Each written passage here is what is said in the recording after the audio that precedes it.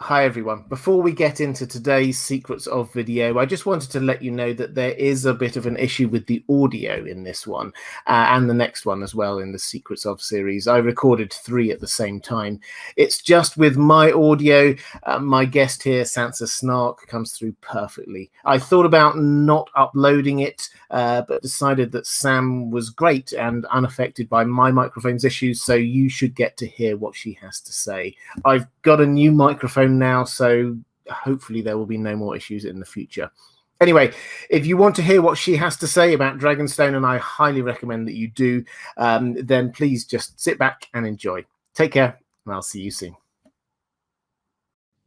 Hi everyone, and welcome to Deep Geek. This is the latest in a series of videos, conversations with other content creators about some of the most mysterious, intriguing, fascinating places in the world of ice and fire. And today I'm delighted to have back on the channel someone who's been on here a couple of times on live streams already, always has a huge amount to add. Would you please say hi to Sam? Hi, Sam.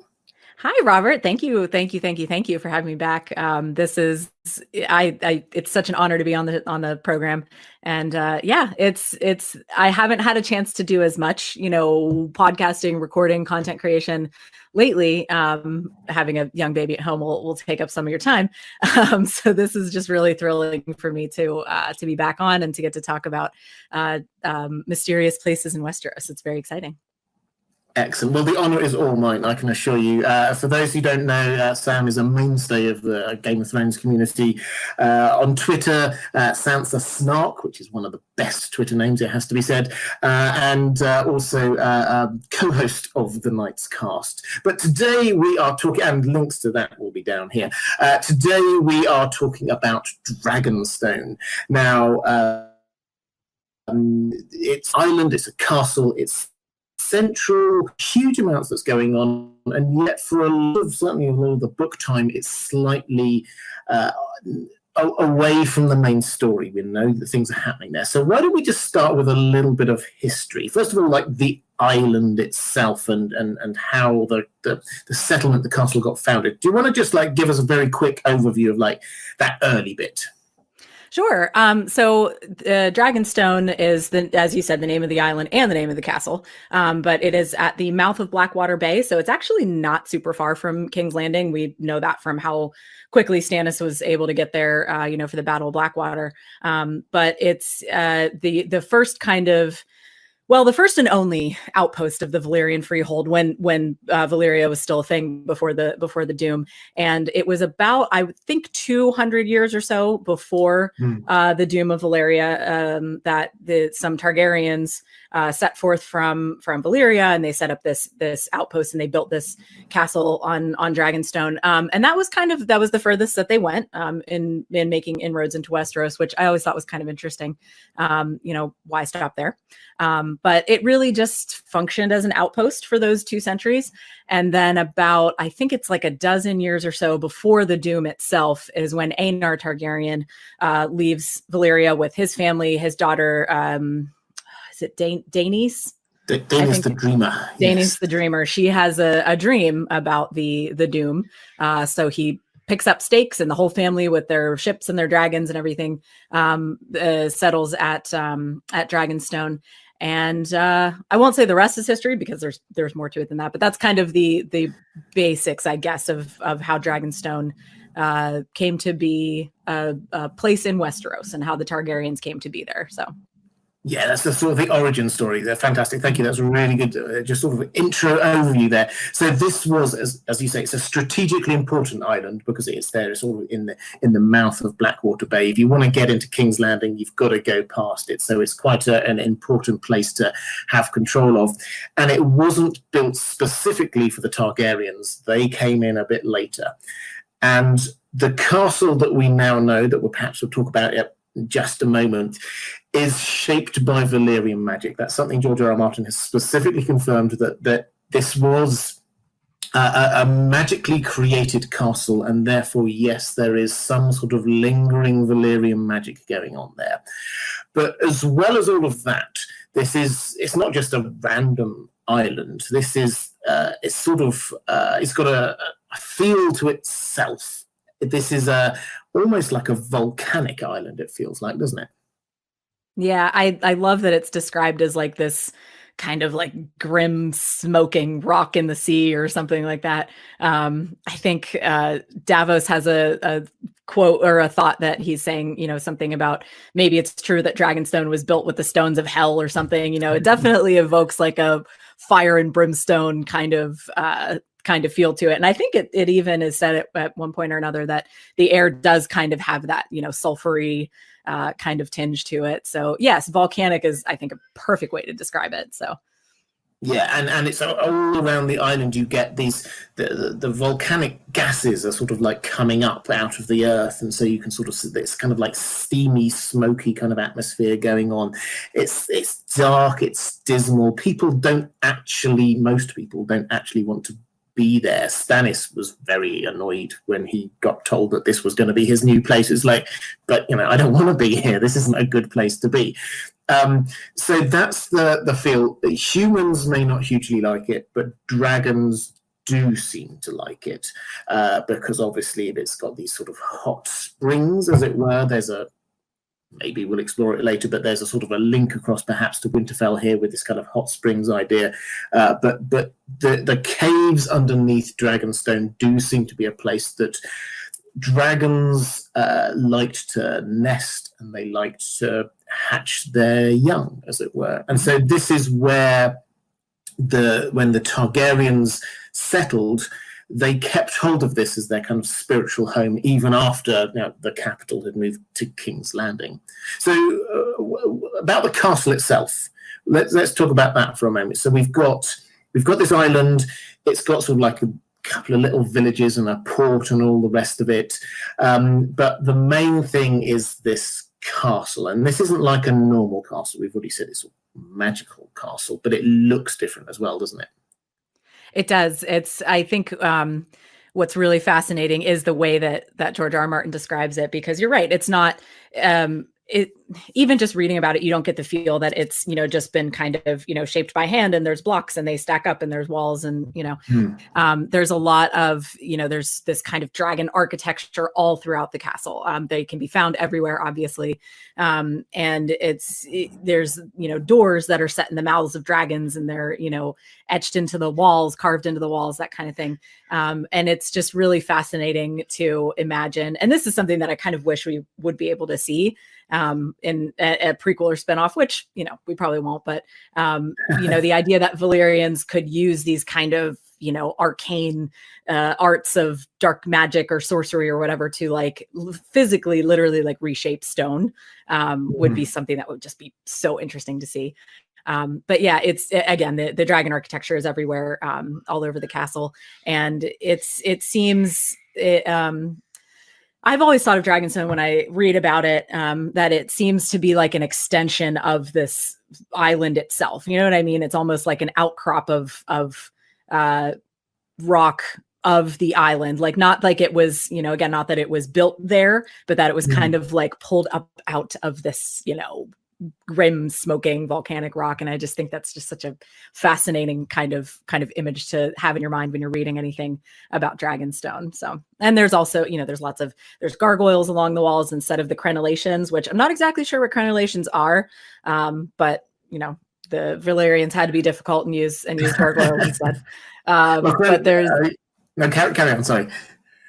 Oh no, I was just gonna say they use they all these fantastical creatures too, basilisks, and I'm looking at the list here: cockatrices, demons, griffins, hellhounds, manticores, minotaurs, wyverns, and other creatures. So, I mean, you again, just a really fantastic visual of what that kind of looks like, and really just truly sets Valyrians and Targaryens apart from other Westerosi, and even their castle that they take for themselves. So yeah. Yeah, I agree completely. I'm a bit of a castle geek, so crenellations are if you imagine a castle, sort of the bits that go up and down at the top of a wall, and the idea being that if you're having people firing things at you, you could hide behind the upper bits and then go out on one of the lower bits and fire back at them. So that's the idea. They provide some cover. But instead of having those sort of upper bits, the Merlons there, you put a sort of a big statue of a dragon or something like that. That's the image we've got. So it looks like it's being defended by dragons and manticores and all the rest of it, which incidentally, complete digression, but it reminds me of, there's a castle in the north of England, Warkworth Castle, that has statues of humans across the top to make it look as if there were more defenders than there actually were. And I think that this is the kind of feel, clever, huh? This is the kind of feel that I think we're getting here with Dragonstone, is that are there dragons there? Who knows? Because dragons do live in Dragonstone, so it's kind of like adding to the extra layers there. It's not just something that looks pretty. And so go on. No, I was just, it just occurred to me that, are we going to touch on the Dragonmont at all? Why don't you do that now? Okay, so the Dragonmont is, because, the whole thing about dragons living at Dragonstone, obviously at the time of what's happening in A Song of Ice and Fire, they're not, but they were, for many, many years at Dragonstone. But the Dragonmont is actually like the mountain kind of above Dragonstone. Mm-hmm. And there's also, in addition to the caves underneath the castle, there's also, caves and areas in the Dragonmont where other dragons have made their home, especially some of the wild ones, or the, not non-domesticated ones. The Gray Ghost, I think, or what was its name, and then possibly Sheep Stealer. The wild dragons also lived up in the Dragonmont. So I'm just wondering, and we can touch on this later, but because we didn't see the Dragonmont at all on the show, and it's referenced a bit, I think, in the World of Ice and Fire. I don't think that it's actually in the novels itself, but again, just kind of interesting that, that I think that it might come into play. But sorry, I didn't want to forget, so I wanted to just add in about the Dragonmont. I think that's really important, and I think it adds to this feel that this is perhaps uniquely in wider Westeros a Valyrian place. This is a dragony place. This feels different. This is where dragons feel at home.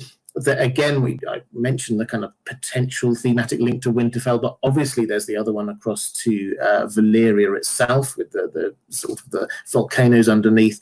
This is somewhere that feels good to Valyrians, and we see that all the way through with the Targaryens. They like being there, and the architecture. It's not just statues of dragons. The entire castle looks like dragons. You get dragon tails forming the archways. You get the chimneys, effectively, as like dragon's mouth, so that the smoke and steam comes out from the dragon's mouth as if it's breathing out, which from the kitchens, which I think is a great bit of architecture. And what we have is this place which is built around Valyria and dragons, and the Targaryens, when they came across, they made it their own.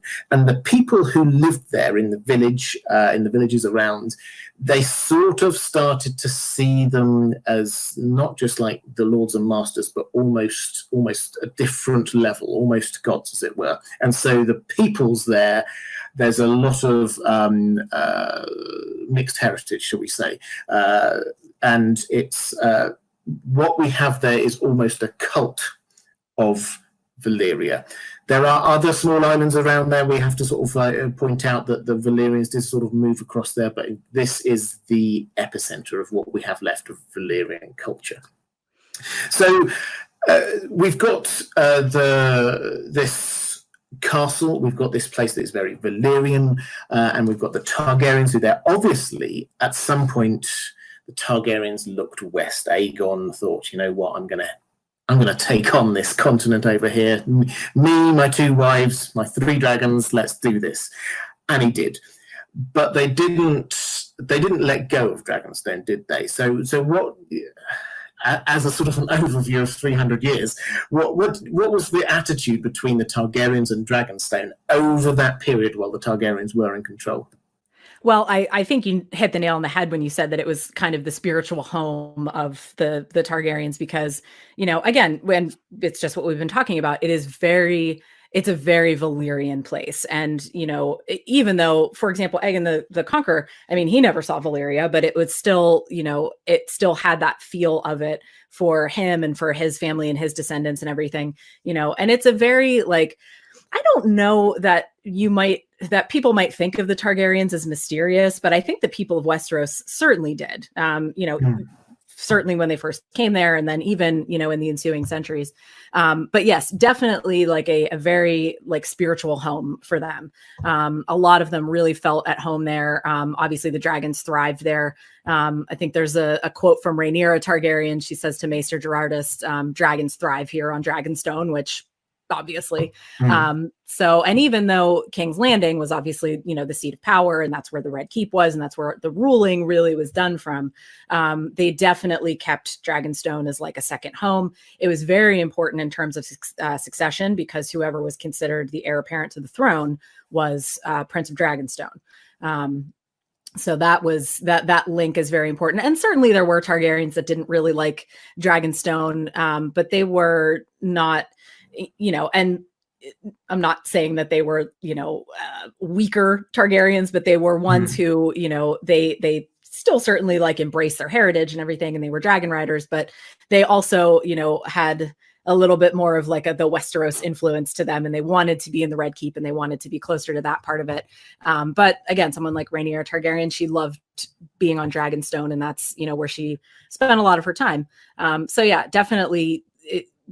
Even once, the Targaryens' grip on power, grew and became even stronger, and they're ruling, for all these decades and everything, they never lost their love for Dragonstone. And it's where, until the Dragon Pit was built, all of the dragons were born, a lot of them were raised. So, and I think that was very important to their growth. I mean, this is something else maybe we can touch on, but once dragons started being born and or raised or kept in the Dragon Pit, it wasn't the same. Those dragons weren't quite the same as ones that were born on Dragonstone. So yeah, definitely a nice spiritual home for them, as it were.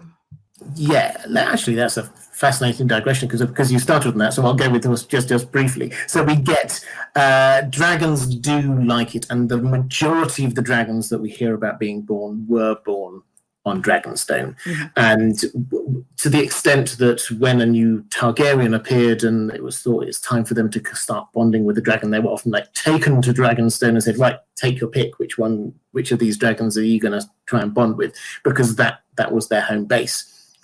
The idea that, when you take the dragons over to King's Landing, it doesn't work as well. That seems to be certainly like the Maester's view of this. But do you think that's the case, that this was just a purely natural, the dragons died out because they weren't in their home, or what do you personally subscribe to this Maester conspiracy idea?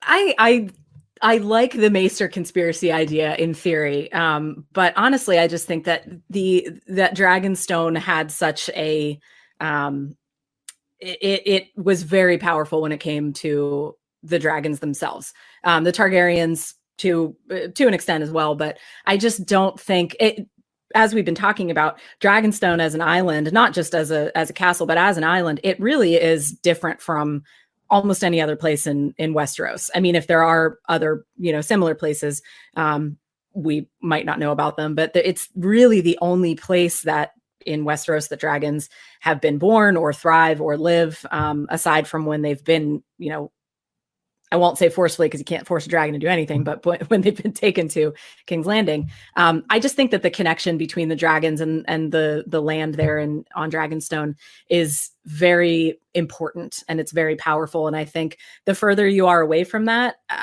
the less powerful perhaps that magic is, or whatever the dragons need to kind of thrive. I kind of see a parallel between that and the fact that the longer that the Targaryens were in Westeros, the more Westeros they became and less Valyrian. And they also kind of, started to become a little less mysterious and a little just more like everybody else. And I think the two things kind of intertwine on a couple of different levels, and kind of led to the downfall of the Targaryens. But that's probably a story for another day. I think so, and I think broadly I agree with you. I think the Maesters did probably have a role in getting rid of the last dragons. There's something very suspicious about the growth of the last dragons or lack thereof. But I think that the link between the environment that dragons like to live in and their ability to grow and reproduce is very clear. It's not necessary, clearly, as we saw with Dany.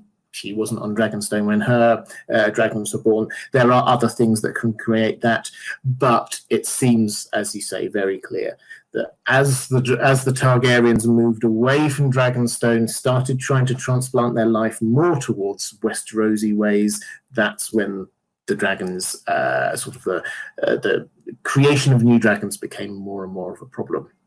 Okay, let's start thinking now about the role of Dragonstone in this story, because we've talked about it being a different place.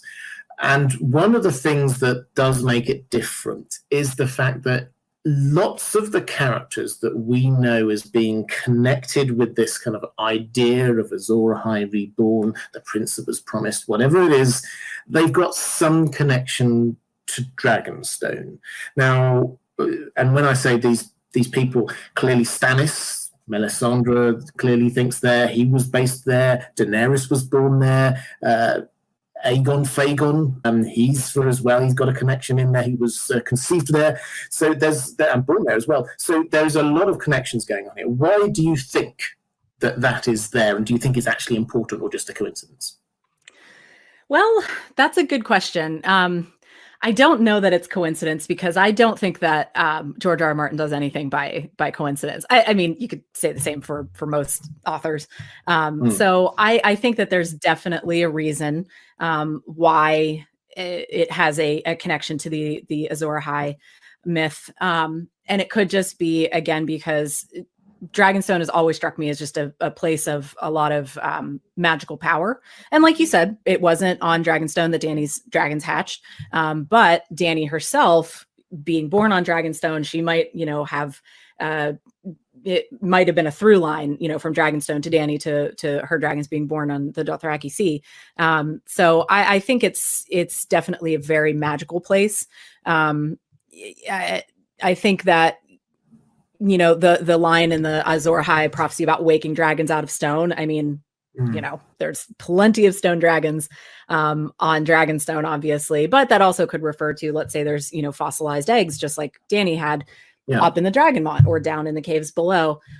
So yeah, I definitely don't think it's a coincidence. As for like what the exact connection is, I don't know, but I definitely think, and this, is something that we'll touch on, but in this, its role in the story going forward, I think is going to be even more prominent than it has been, because we do have several chapters that are set at Dragonstone, but honestly, not that many. I was looking through the list, and there's half a dozen chapters or so that are actually set at Dragonstone. And I think that's definitely going to change when and if Dany makes it to Westeros, just like in the show.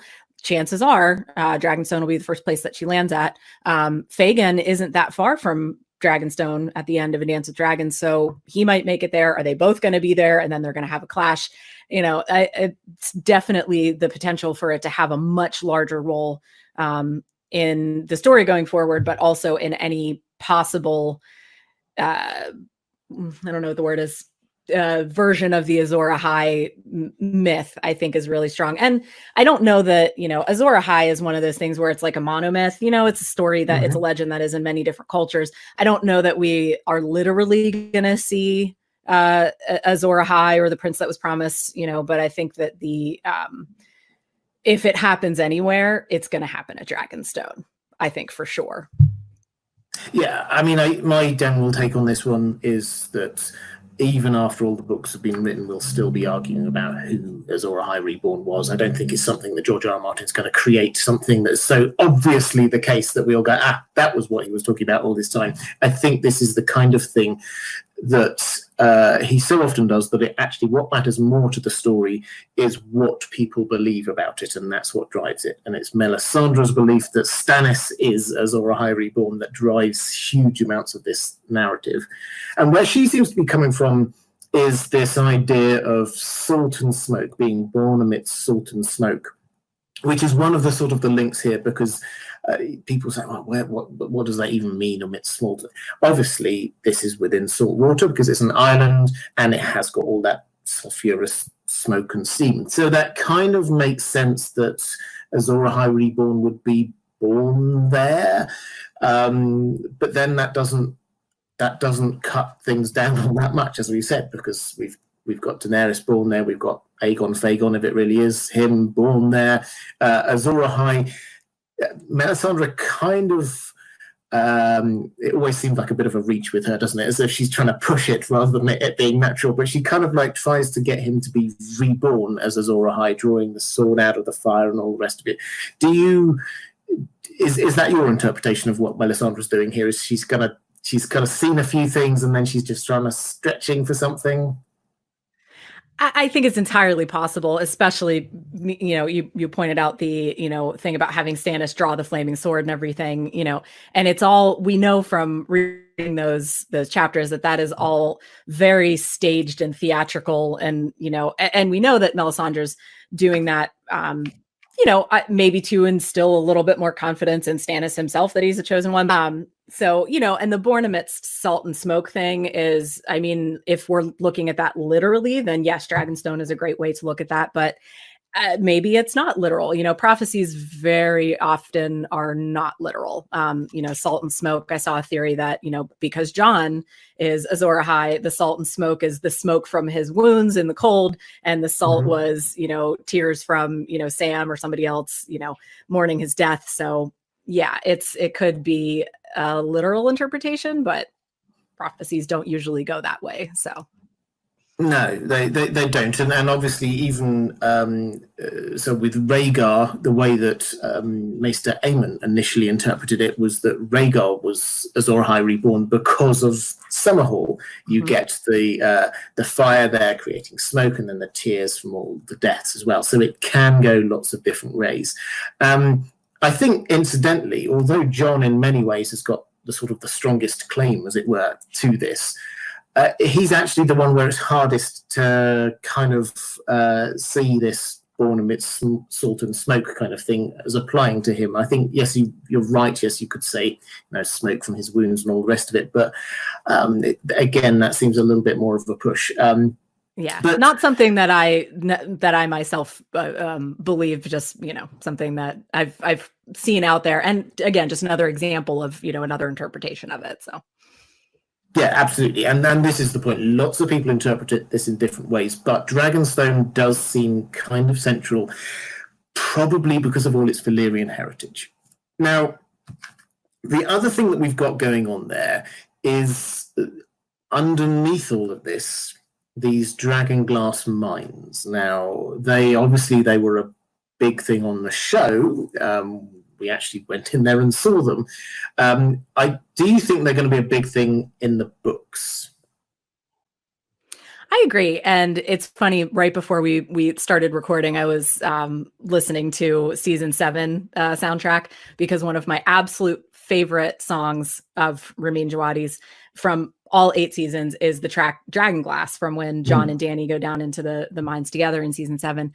It's a beautiful track, but it also just reminded me of how gorgeous that set piece was, and the fact that we did get to actually see those Dragonglass mines, which was really cool. And you're right that in the books, they haven't really been mentioned. I think that there's, and I think it's in A Storm of Swords, Stannis is talking about it. There's on Dragonstone, where I had my seat, there's much of this obsidian to be seen in the old tunnels beneath the mountain. I will not hold Dragonstone for much longer, I fear, but perhaps the Lord of Light shall grant us enough frozen fire, which, by the way, I love that Valyrian term for Dragonglass, frozen fire, to arm ourselves against these creatures before the castle falls. So I think, yeah, we're definitely going to see Dragonglass itself being used much more. And I think that once the threat of the others becomes much more known in the books, I think that Dragonstone that's another reason why Dragonstone is going to become so central. And because I think once people realize that there's this wealth of dragonglass to be mined there, it's going to be a central point. People are going to want it, in other words. So They are, and also, and I don't think this necessarily is going to be that important. It's not just this jet black stuff that we see on the show. It's lots of different colors. We hear about blues and purples and reds, like greens and all the rest of it. This is a lot of stuff going on there that we don't know whether they've got different properties or anything like that, but it's just, there is lots of it. And yes, Stannis mentions it, and so that means that the guys up at the wall are now aware of it, and at some point they're going to click, this is what we need to do. I do wonder whether, and we'll talk about sort of the future in a bit, but whether this is indeed going to be the kind of thing which might make someone like Jon go, well, we've got to go down there and get all of this stuff. Now, that it does seem quite likely if they're thinking we've got this huge army coming at them, where are they going to get the things they need? They're not going to have enough Valyrian steel swords for everyone, but perhaps they can get the dragon glass. I'm going to pick up on what you said about the frozen fire. I agree. It's a beautiful phrase. It ties in particularly with this the ice and fire theme, because one of the things about Jon, we often talk about symbolism within this fandom, is that he's often given these kind of ice and fire themes. We get the dragon glass, we get ice dragons, we get all of this kind of stuff, which goes to show, I think, this Rhaegar and Lyanna ice and fire mix within him. And that, I think, is what is pushing people like Bloodraven to be identifying him as the prince that was promised, or the last hero, whatever it is that they're looking for to be facing off against the others. So Dragonglass does seem to be very important, and Dragonglass was one of those things which legends have it they used at the wall. This was one of the things that the Children of the Forest gave to the Night's Watchman over a number of years, wasn't it? Yeah, and that's another interesting thing too. You mentioned the Children of the Forest. I think it's really interesting that the two kind of groups of people that we know are familiar with Dragonglass are the Children of the Forest, or the two places in which it's found or it was used are Dragonstone, which is pretty far removed from where the Children of the Forest were throughout Westeros, we think, right? I mean, in the show, it was definitely implied or outright said that the Children of the Forest, even lived on Dragonstone. I don't know that that is something that we know for sure in the books or any of that, even the semi-canon stuff. So the Children of the Forest, in the show, we had this in the caves. We had all these kind of cave paintings and all the rest of it, which, as you say, this implies that they were there at some point. Now, I find this fascinating because we don't know the ancient history of Dragonstone Island. We only know about it from about 500 years ago, effectively, which is in Westerosi history is actually relatively recent.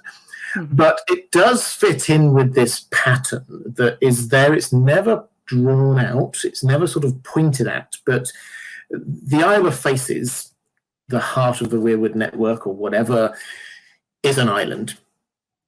Dragonstone, where the Dragonglass seems to come from, is an island. And Starfall, which is where House Daynar, massively mysterious house with the most ancient old sword called Dawn, which is clearly a symbolic name, is an island. Now, that, again, I don't think this is a coincidence. And I think we have to look at this from this kind of like geographical surmises, that if you get the wall, for example, that goes sort of from coast to coast. It ends at sort of a river at one end and the coast at the other end. But that seems to imply that whoever built it, they weren't bothered about the others crossing over the sea, because you could get into a boat and go around Eastwatch. That's what they did. They traded. They got in boats and just went around the wall. And so clearly whoever built it didn't think that that was a possibility. So it does seem to imply that there is some kind of weakness of the others aren't able to go over running water or something like that, which is very much a kind of a trope of the sort of ancient undead kind of legends about not being able to cross over. Dracula, vampires couldn't cross over running water, for example. So it does hint to me the fact that these islands are there, that maybe this is a deliberate choice by the children for where their places are, that they thought, well, that's safe there. Why don't we make our other base on this island and another base on this island? So what do you think on that random theory? That's fascinating. And I had never really, connected the dots, so to speak, because, if you're looking at a map, I suppose islands would be dots, between Dragonstone being an island, the Isle of Faces an island, and then Starfall. I hadn't even thought to bring Starfall into that theory, but I like that idea a lot. I do wonder, how, well, I guess not how they would get there, because, they could just build boats and get there. Probably another thing that you want to edit out. So anyway, I do. I like that theory a lot. That they're strategic points, kind of. We know, obviously, like you said, the Isle of Faces is, the center of the Weirwood network, if that's, something that you believe. And, again, Dragonstone is important for its own reasons. Starfall, again, very mysterious. We don't know a lot about it, but as you mentioned, they have one of the oldest ancestral swords. Again, like you said, named Dawn. Can't be a coincidence. So yeah, I have to admit that I had not connected those dots or thought about it in that way, but I like that. I like that idea a lot. I think that definitely makes sense, which, means that Dragonstone, Isle of Faces, and possibly Starfall are, going to be that kind of trifecta of really important points as the story moves forward. And it could be it could be for a lot of reasons. But I think the Dragon Glass could be one of those reasons for sure. Yeah, and if you want to add in extra tinfoil on this one, then you could also add in Battle Isle, which is where the High Tower is built. Again, that's right, the big rock that it's on.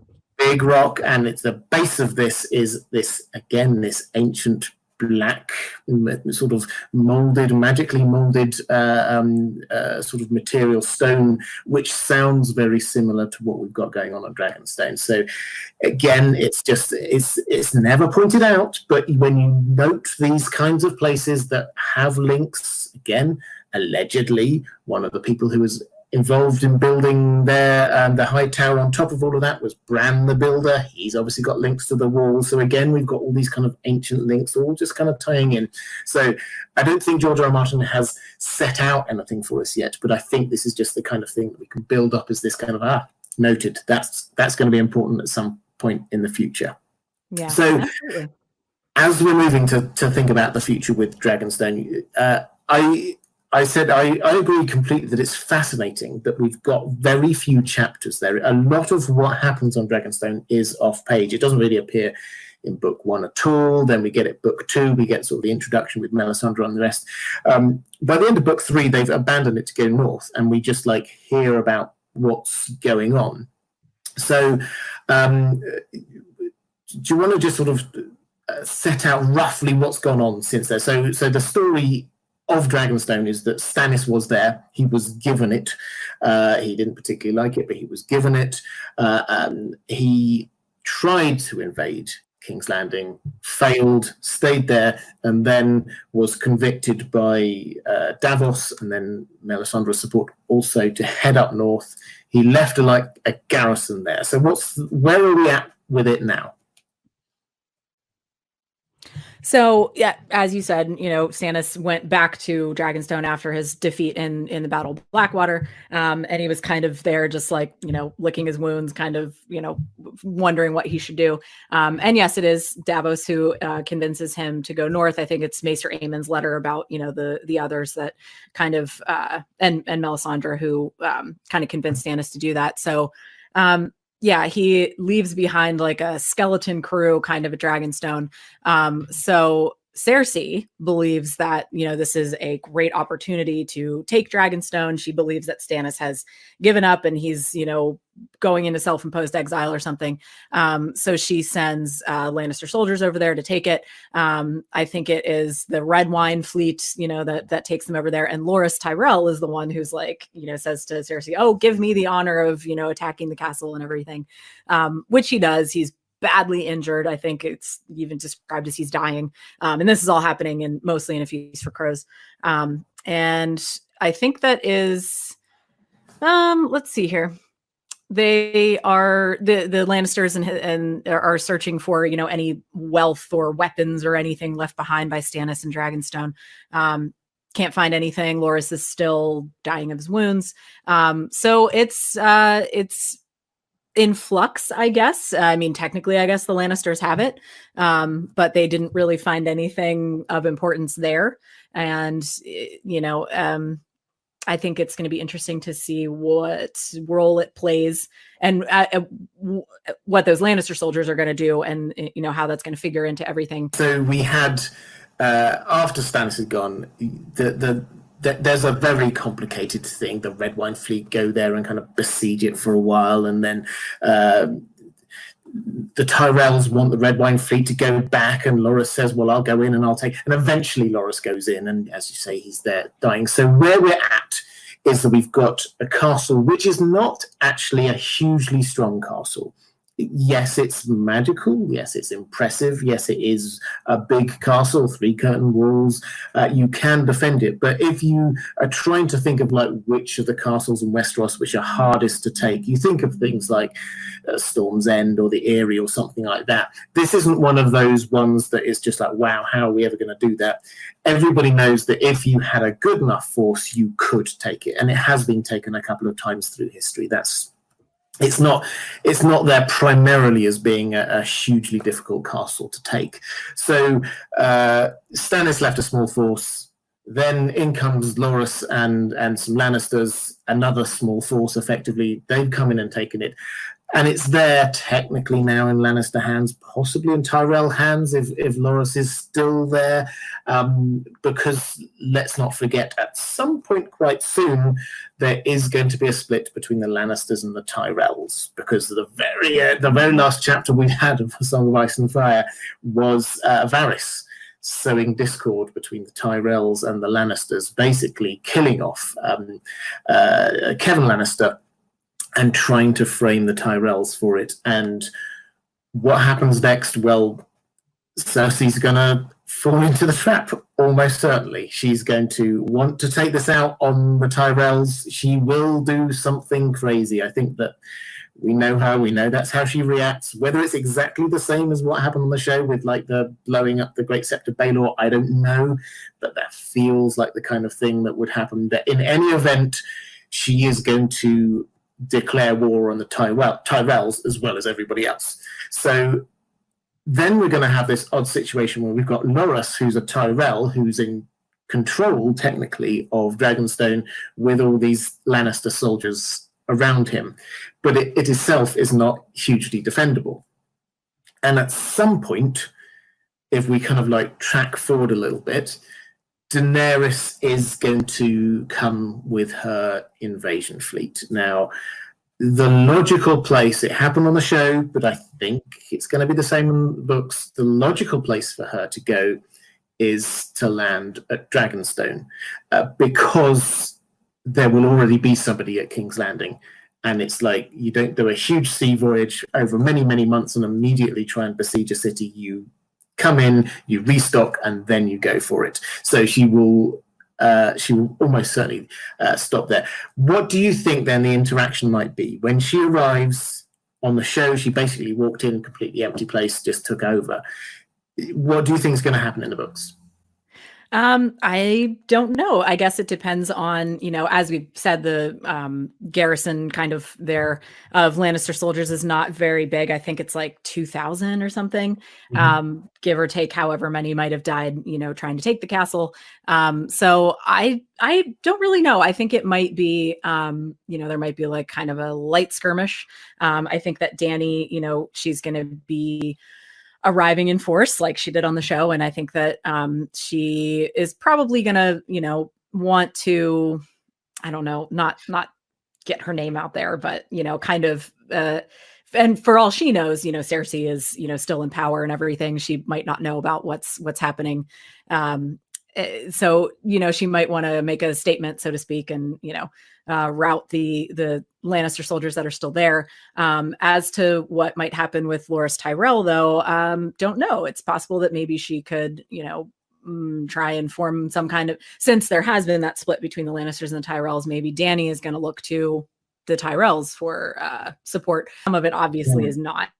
But I think it definitely that could, afford an inroad for Dany into an alliance with the Tyrells, possibly. I don't know. I'm not very good when it comes to like thinking, about like military, tactics or strategies or anything like that. I mean, my thought is just, well, if the Lannisters are still there when Dany arrives, she's gonna, blow up some Lannisters with her dragons. So that's kind of where my thoughts are going.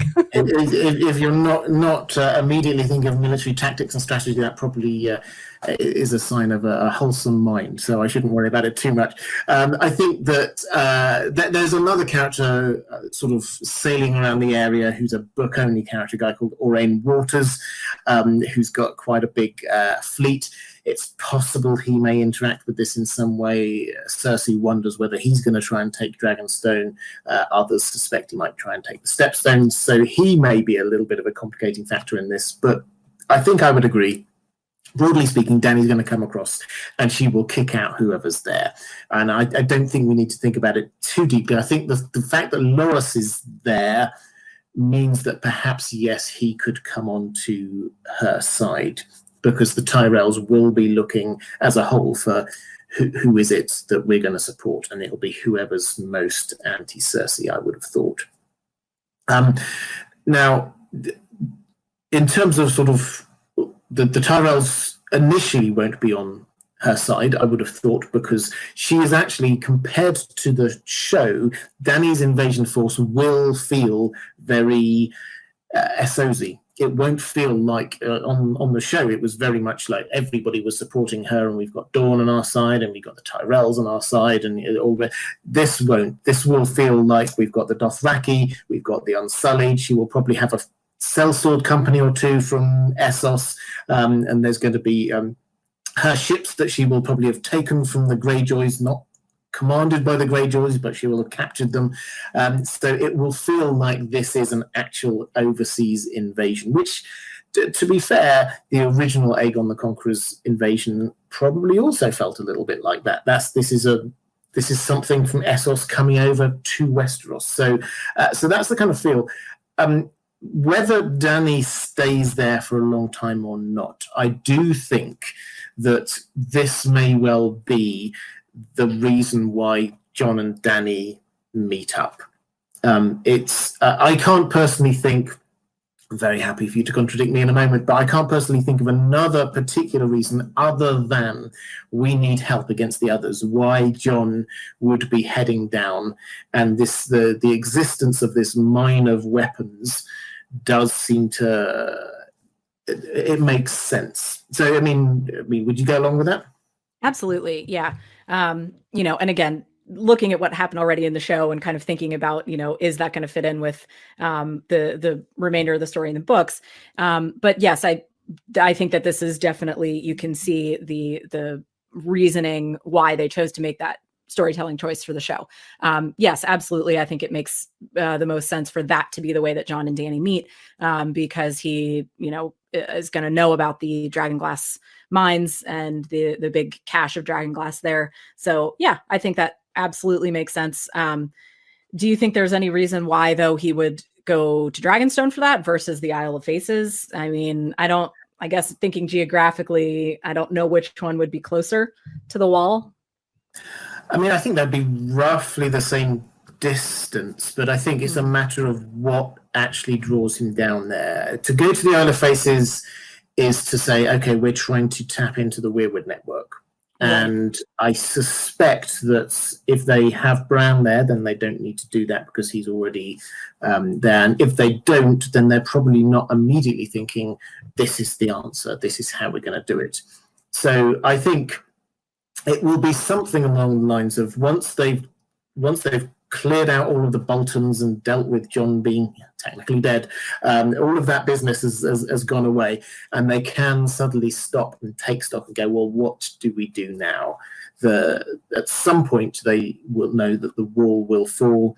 How do they actually defend the north? And I think that there will be a huge amount of things that they will start trying to explore. One of them is what's going on with the Horn of Winter. There's a whole load of stuff connected, I personally believe, with the The crypts of Winterfell, that's not just a coincidental, rather cool detail. The fact that you've got all of these dead Starks down there, they're there for a reason. I think it's then a matter of, okay, Valyrian steel swords, how do we get hold of as many Valyrian steel swords as we can? Because there are more than we hear about.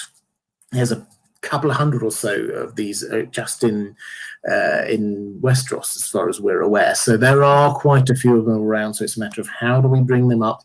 What is the best way? Are we trying to defend the wall? Are we trying to defend Winterfell and all the rest of it? And one of the things will be to collect that dragon glass.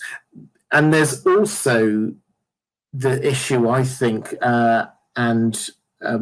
maybe your brain doesn't immediately go to battle tactics, but I wonder whether it sort of goes to political machinations. When Daenerys arrives, she will be looking for allies in Westeros. And so the question is, how do you do that? Do you think it's possible that she will, again, as happened on the show, there was this, Tyrion was thinking, well, maybe you could marry Jon? Maybe that's the thing. Do you think that's the thing that might happen?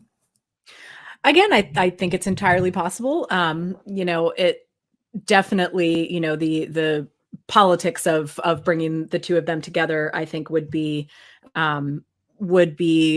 beneficial.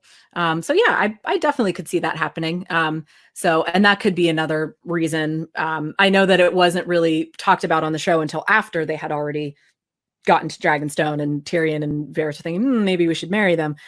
So who knows, maybe that might even be something that is kind of talked about before they go there. So that could be kind of like the secondary reason for going. But yeah, absolutely. I think that's entirely possible in the books. Excellent. Well, I mean, I'm fully in belief of this, that I think someone with Tyrion's brain would think we haven't got any allies here. Other people you could ally with, Steve Aegon is the first option, who I suspect will have control of King's Landing at that point. If that doesn't work out for whatever reason, then the next best option, probably, given the fact that Tyrion will never suggest that she ally herself with Cersei, the next best solution probably would be whoever's in charge of the North, which probably will be Jon.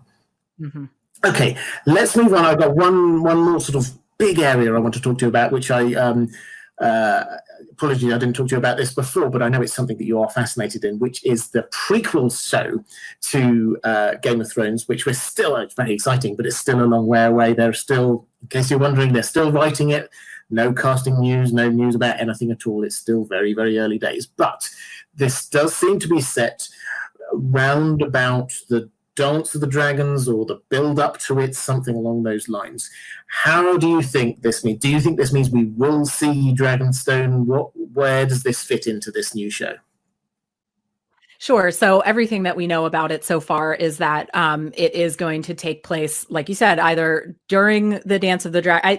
I fully believe that a good chunk of it is going to be actually showing us the Dance of the Dragons. But some of the rest of it might be, the lead up to it. And then possibly, I think you probably couldn't show something like the Dance of the Dragons without then also showing like the aftermath, which then tease up even more prequels or storytelling. I don't know, not going to tell HBO how to do their job.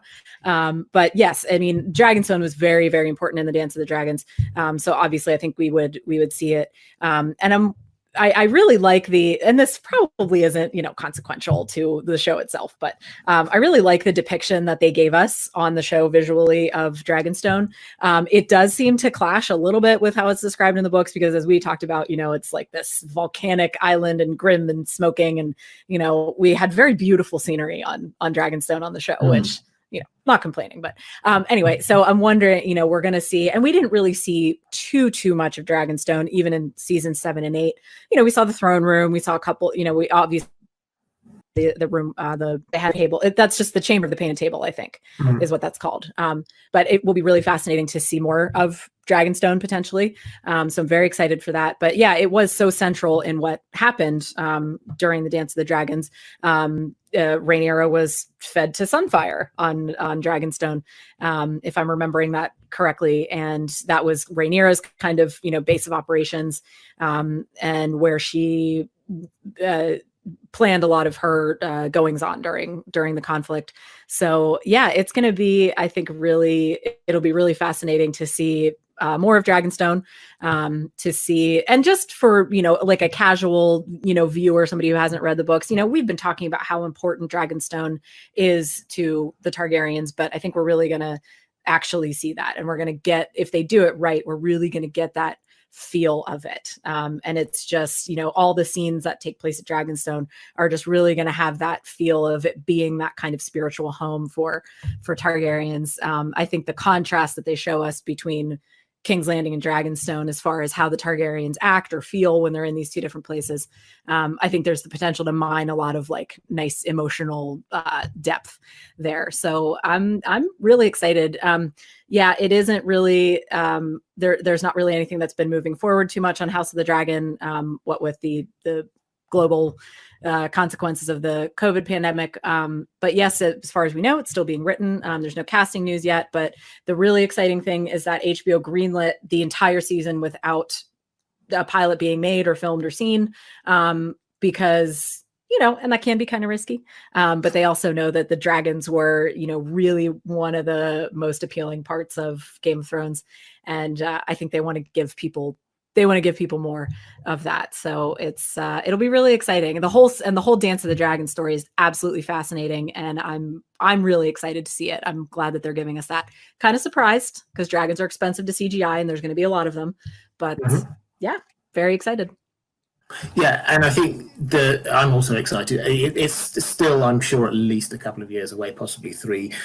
So I think that everything is still up in the air, but I suspect they will give some of the build up to this, and then we'll have the actual the dance, effectively a civil war, a good old fashioned Targaryen succession crisis. Which, if you've read Fire and Blood, this happened pretty much every generation. It's just this time there were lots of dragons involved, and I see this as being in a sort of a feel that the Game of Thrones, the TV show, had these 2 home bases of King's Landing and Winterfell, and you got to see that both of the most episodes. I think that this is probably the way this is going to go, is that we're going to have King's Landing again, but we're going to have Dragonstone.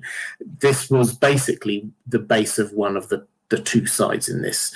So yes, I think we will see a lot more. I think I wouldn't mind if they keep that set. I think it was a good set. Perhaps when they sort of show us more of the insides, then they might get a little bit more of the sort of the dragon arches, and all of the sconces holding the torches were claws from dragons and things like that, which is where, incidentally, this idea of like stone dragons coming to life, even Davos, who is probably the most down-to-earth person you could imagine, he like stops for a moment and goes, could these actually be real dragons? That's how lifelike they are. He just stops and goes, is it possible that these could come to life? So they're not just like statues. They are very, very, very realistic, and they are all over the place. Okay, so I think we can look forward to seeing a lot more of that in the successor show, or the prequel. Is there anything else about Dragonstone you want to just sort of like draw our attention to? Anything you've been burning to say about Dragonstone? Defender and a Stark fan, but I am also a very big Targaryen fan, and I love talking about Targaryen lore. So just really getting to explore this has been great. I think the Targaryens, and I maybe mentioned this already, but they are pretty mysterious, and they're it's the idea of this kind of outsider force coming to Westeros, even though that happened a couple hundred years ago, but they're still very their customs and everything, the intermarrying between siblings and everything, I don't know that that's mysterious per se. Incest I don't think is mysterious as much as it is weird, but it's just another example of this is like this very associated Valyrian kind of culture coming to a decidedly un-Valyrian place in Westeros. And there's just a lot about it, that there's a lot about Targaryen history and Valyrian history that's just really fascinating and definitely mysterious when you compare it to Westeros. And I think I can't wait for volume 2 of Fire and Blood, because it's going to give us more Targaryen history, possibly more about Dragonstone. But if George is listening, I wouldn't mind if you finish the other books first. So. Yes, let's get the main story, then Dunk and Egg, then Fire and Blood Part 2. That's my personal preference. But I think the other thing I would just add to all of this, I mentioned it a couple of times, this kind of like symbolic link between Dragonstone and Winterfell. There are a few things here. There's the caves underneath Dragonstone. There's the crypts underneath Winterfell. There's the stones, the stone dragons, the gargoyles that you get at Dragonstone. You get gargoyles at Winterfell as well.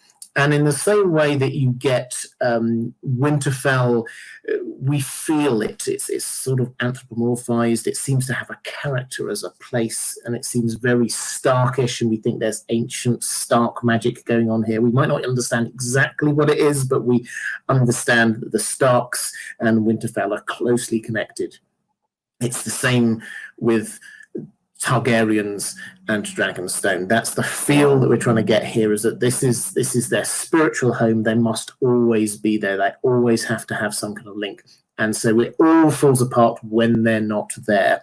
And so this is part of why I suspect Dany will retake it. It's not just that this is her place of birth, but also this is symbolically, spiritually, this is what it is to be Targaryen. This is them. So if you're thinking about Valyria and what is left of old Valyria, the best you're going to get is Dragonstone.